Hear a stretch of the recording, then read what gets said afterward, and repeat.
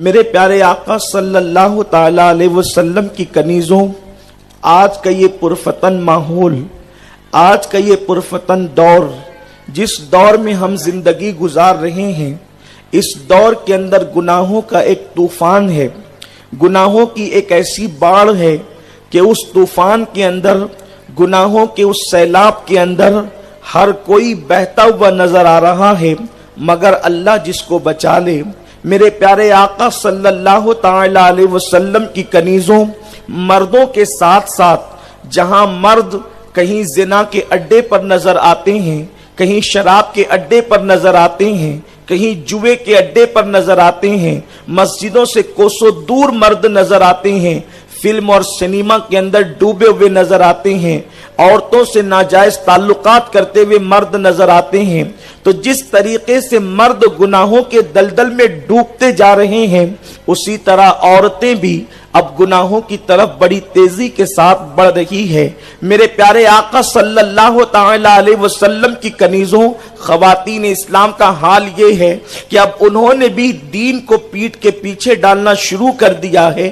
اللہ اس کے رسول کے فرامین کو وہ پیٹ کے پیچھے ڈال کر اپنی زندگی کو اپنی مرضی اور اپنی طبیعت کے مطابق گزارنا چاہتی ہیں۔ میرے پیارے آقا صلی اللہ علیہ وسلم کی کنیزوں، آج عورتوں کی پسند یہ ہو گئی ہے، انہیں اچھے کپڑے چاہیے، انہیں زیورات چاہیے، انہیں بائک پر گھومنے کا شوق ہے، انہیں پارکوں میں جانے کا شوق ہے۔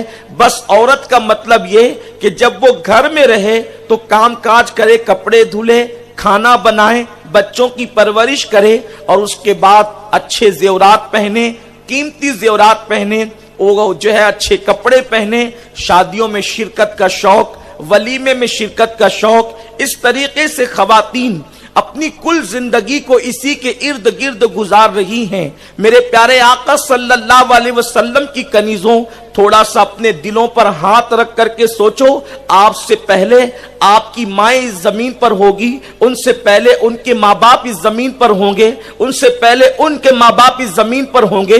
کیا ہم نے اپنی دادی دادا کو اپنی نگاہوں کے سامنے دم توڑتے نہیں دیکھا؟ کیا ہم نے ان کو مرتے نہیں دیکھا؟ کیا ان کی روح کو نکلتے ہوئے نہیں دیکھا؟ وہ غریب تھے تو بھی وہ اس دنیا سے رخصت ہو گئے، وہ مالدار تھے تو بھی وہ اس دنیا سے رخصت ہو گئے۔ انہوں نے گھر چھوڑ دیا، انہوں نے دکانیں چھوڑ دی، مرنے والی عورتوں نے زیورات چھوڑ دیے، وہ سب کچھ چھوڑ کر کے چلے۔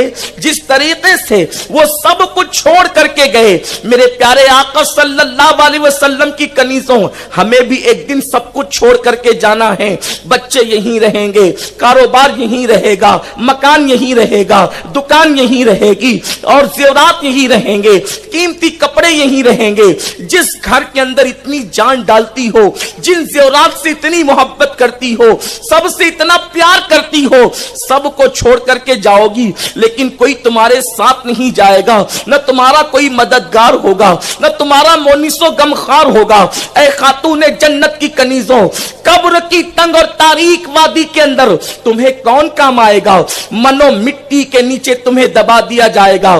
آج اگر پاور بند ہو جائے اور پنکھے آف ہو جائیں، پنکھے بند ہو جائیں، تو اپنے گھر کے اندر اپنا دل نہیں لگتا، عورتیں بے چین ہو جاتی ہے، بلکہ پاور ہاؤس والوں کو بددعا دیتی ہے۔ کوئی عورت بے باک ہے تو گالیاں بھی دیتی ہے کہ اس نے پاور بند کیوں کر دیا۔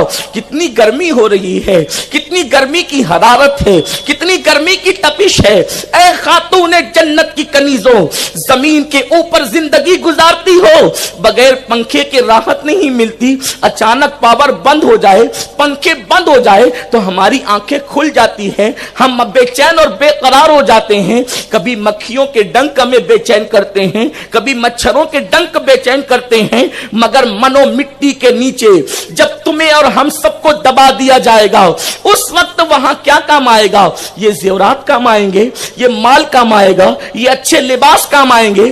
اے خاتون جنت کی کنیزوں، وہاں کچھ کام نہیں آئے گا، تمہارے اچھے اعمال کام آئیں گے۔ تم نے یہاں جو اچھا عمل کیا ہوگا